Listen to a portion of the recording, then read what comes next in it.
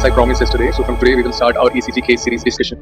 Each day one real clinical scenario, no wasting of time. I'll start. A 50-year-old male came to casualty with complaints of chest pain since the last 6 hours. So you took an ECG. I'll show you the ECG for 10 seconds. You can take a look and see the rate, rhythm, axis, STT changes, all those things, whatever you want, just look at it. After that, let's start.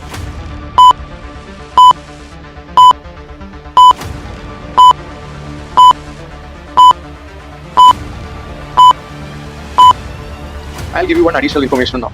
The tropi is negative. So, as a clinician in a periphery, you might be in a bond center, you might be in a peripheral center where you could not ask suggestion from anybody else or advice from anybody else. What will be your clinical judgment in this case?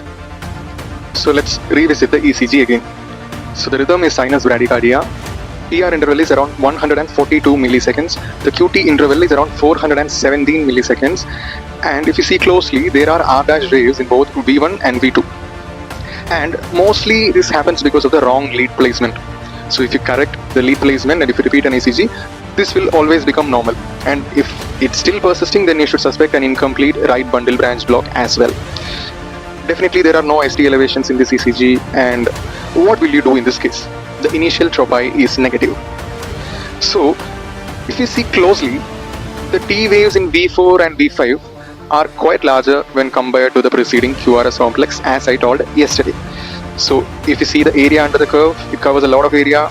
They are definitely taller and larger than the preceding QRS complexes. This raises a suspicion when compared with the patient's symptoms.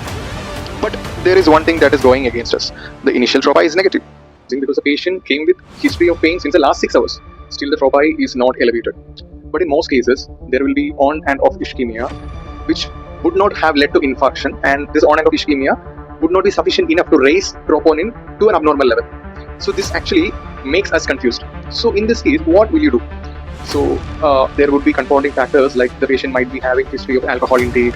So you might be confused that okay, this could be gastritis because there is no definitive evidence on the ECG that is suggestive of STEMI, which I told you yesterday, and which would be wrong in most of the cases. So we are suspecting an OMI here, which is an occlusion myocardial infarction, because of the hyperacute T-waves in V4 and V5. So how will you confirm? How will you confirm it?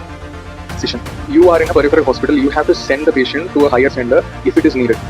So what are you going to do? And you are not sure that whether the T-waves in V4 and V5 are hyperacute or not. So one thing always you can do is that inquire whether there is a previous ECG available with the patient.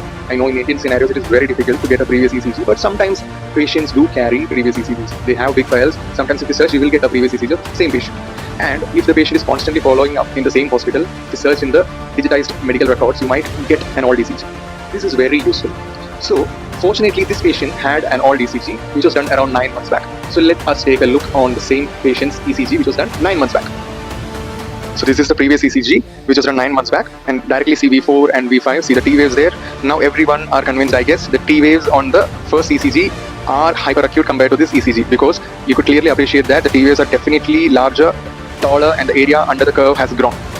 So this is an acute change. Now you have the patient's current ECG, the patient's ECG which was done 9 months back. What else do you need?